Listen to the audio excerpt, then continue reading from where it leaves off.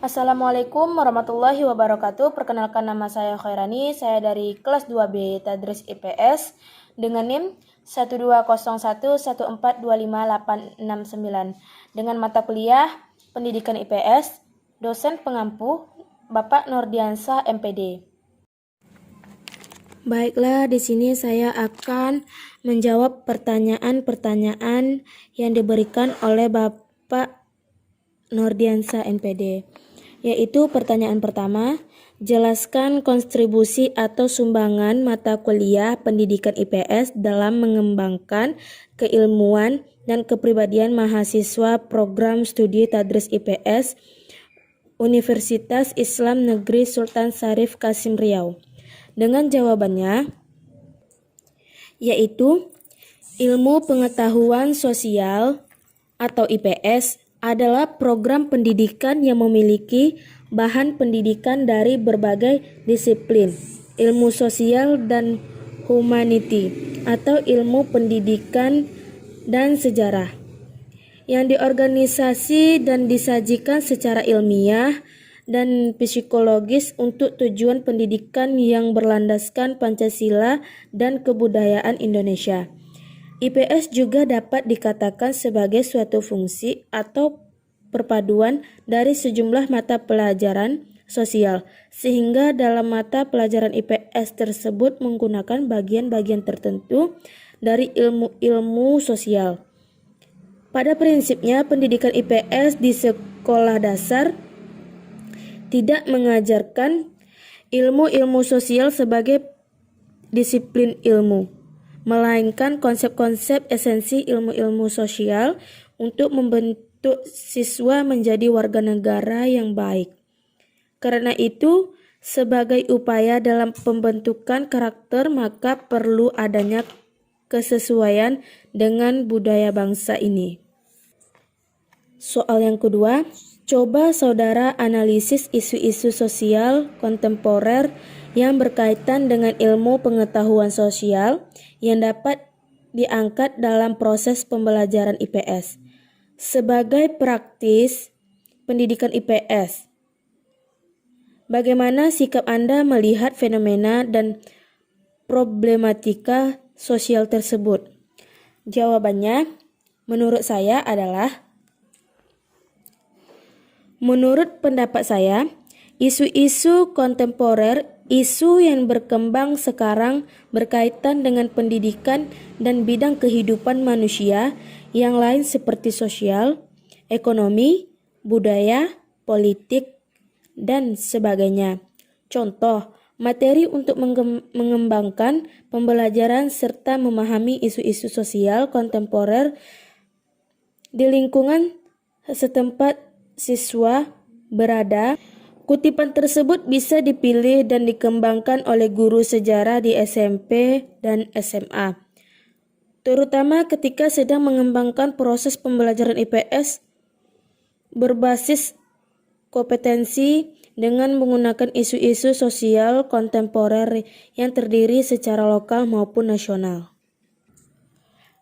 Pertanyaan yang ketiga yaitu, tujuan akhir pendidikan adalah memberikan kemampuan kepada peserta didik untuk berperilaku sesuai dengan konsep yang dipelajarnya.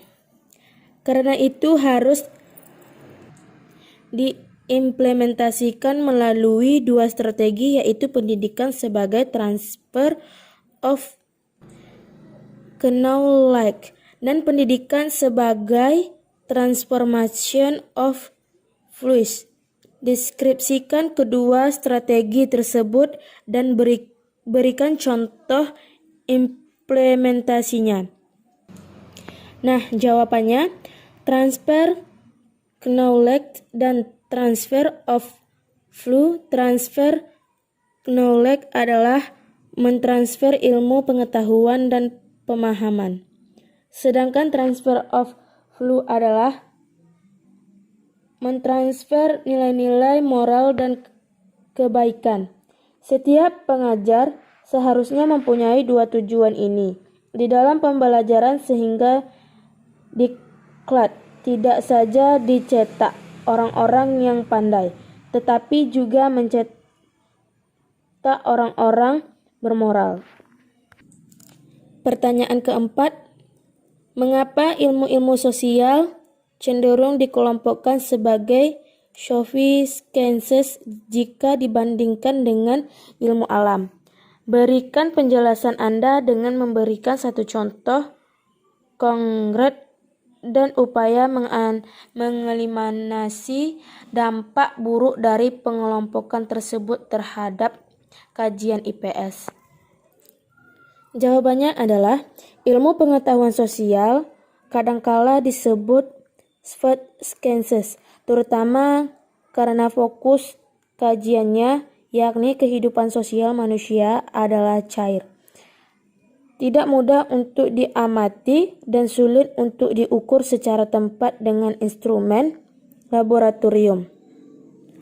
Karena ilmu sosial mengacu pada masyarakat, meskipun IPA dan IPS saling berkaitan, tapi IPS lebih cenderung atau masuk pada kesosialan. Pada dasarnya antara IPS dan IPA itu saling membutuhkan, IPA dengan alamnya dan IPS dengan sosialnya. Apabila saling dibedakan, maka negara tidak akan maju. Ilmu sosial itu perkembangannya sangat lambat karena kesulitan dalam pengamatan. Famous tidak seperti halnya ilmu alam yang mampu mengamati gejala alam secara dekat dengan langsung lewat media indera. Ilmu sosial sangat sulit menggunakan pengamatan langsung. Bahwa benar ahli ilmu sosial mengamati gejalanya lewat meraba, mencium, atau mengecap gejala yang sudah terjadi di masa lalu. Pertanyaan yang kelima, coba saudara uraikan serta jelaskan tentang strategi pembelajaran nilai dan keterampilan sosial dalam pendidikan IPS. Jawabannya adalah secara umum nilai merupakan tentang baik buruk, tentang tata laku yang telah mendalam dalam kehidupan masyarakat. Nilai merupakan pencerminan budaya suatu kelompok masyarakat. Sikap adalah sebagai keadaan yang ada pada diri manusia yang menggerakkan untuk bertindak. Sikap menyertai manusia dengan perasaan tertentu dalam menanggapi objek, dan semua itu terbentuk atas pengalaman. Dengan demikian, dapat disimpulkan secara sederhana bahwa penilaian sikap dalam proses pembelajaran di sekolah dapat diartikan upaya sistematis dan sistemik untuk mengukur dan menilai perkembangan siswa. Sebagai hasil dari proses pembelajaran yang telah dijalaninya, nilai-nilai itu antara lain seperti kasih sayang, tanggung jawab, dan keserasian hidup. Adapun keterampilan sosial mempunyai fungsi sebagai sarana untuk memperoleh hubungan yang baik dalam terintegrasi dengan orang lain. Contoh, melakukan penyelamatan lingkungan, membantu orang lain, kerjasama, mengambil keputusan, berkomunikasi, wirausaha, dan partisipasi. Terdapat beberapa strategi dalam mengajarkan keterampilan sosial kepada para siswa melalui pendidikan IPS. Strategi konstruktivistik menempatkan siswa sebagai mitra pembelajaran dan pengembangan materi pembelajaran dapat digunakan oleh guru IPS SD dan mengembangkan keterampilan sosial.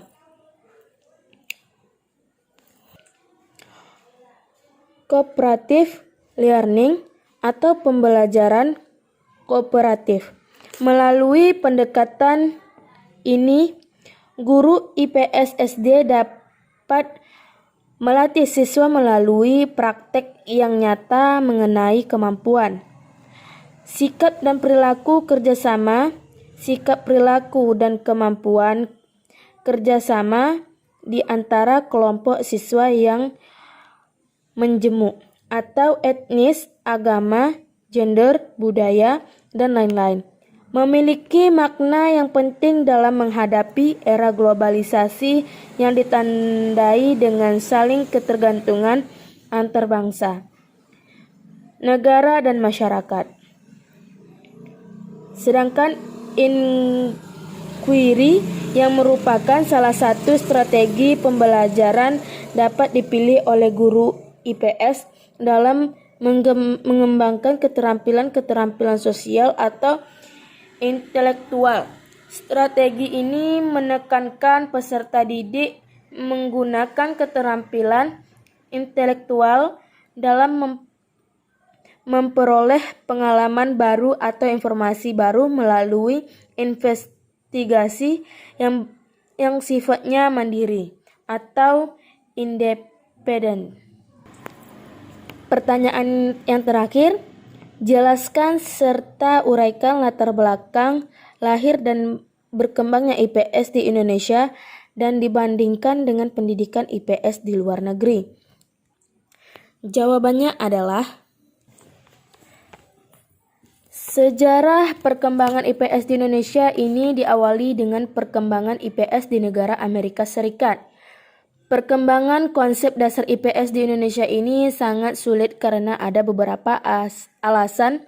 Yang pertama itu karena belum adanya lembaga profesional di bidang pendidikan IPS seperti halnya Amerika, yaitu NCSS, sulit dan banyak menemukan kendala, lebih bergantung pada pemikiran individual, bersifat individualitis atau kelompok. Lembaga yang memiliki Indonesia saat ini yaitu HISPC atau Himpunan Sarjana Pendidikan IPS Indonesia. Istilah IPS pertama kali muncul dalam Seminar Nasional tentang Civic Education tahun 1972 di Tawan GM Gu Solo. Nah, menurut laporan, seminar tersebut menghasilkan 3 istilah yang muncul dan digunakan secara bertukar pada pakai, yakni 1. Pengetahuan sosial, 2. Studi sosial, ilmunya hanya dijadikan dalam kondisi tertentu, karena yang harus dikembangkan itu ilmunya. 3. Ilmu pengetahuan sosial. Ketiga, istilah ini diartikan sebagai suatu studi masalah-masalah sosial dan dikembangkan melalui pendekatan interdisipliner dan bertujuan agar masalah-masalah sosial itu dapat dalam kurikulum sekolah, tetapi baru dalam wacana akademis yang muncul dalam seminar tersebut. Pada tahun 1972 atau 1973, konsep IPS untuk pertama kalinya masuk ke dalam dunia persekolahan, yakni dalam kurikulum proyek Perintis Sekolah Pembangunan atau PPSP atau IKIP Bandung. Hal ini terdiri karena pemikir dalam seminar seperti Ahmad Sanusi, namun Sumantri berperan sebagai anggota pengembangan kurikulum. Dalam kurikulum tersebut digunakan istilah pendidikan kewarganegaraan yang di dalamnya terdapat sejarah manusia Indonesia, ilmu bumi Indonesia yang diartikan sebagai pengetahuan kewarganegaraan. Terima kasih. Apabila ada kesalahan dengan membaca, saya mohon maaf. Assalamualaikum warahmatullahi wabarakatuh.